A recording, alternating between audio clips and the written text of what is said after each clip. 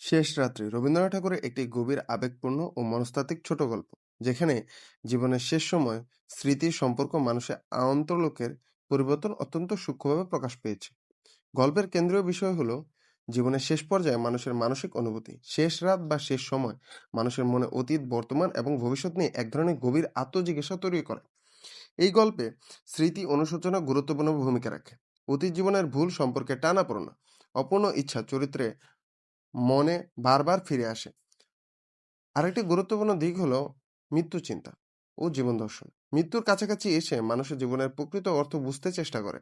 কি পেল, কি হারালো, কি থেকে গেল। গল্পে মানবিক সম্পর্কের মূল্য এখানে উঠে এসেছে। জীবনের শেষ মুহূর্তে পরিবার, প্রিয়জন সম্পর্কগুলো আরো বেশি গুরুত্বপূর্ণ হয়ে ওঠে। এই ছোট গল্প আত্মচিন্তা ও মনস্তাত্ত্বিক পরিশুদ্ধ এই সব কিছুই দেখানো হয়। শেষ রাতে চরিত্রকে নিজের ভেতরে সত্যের মুখোমুখি দাঁড় করায়। সংক্ষেপে শেষ রাতে ছোট গল্পে রবীন্দ্রনাথ ঠাকুর জীবনের শেষ সময়ের মানসিক অনুভূতি, আত্মজিজ্ঞাসাকে অত্যন্ত গভীরভাবে তুলে ধরেছেন। ধন্যবাদ।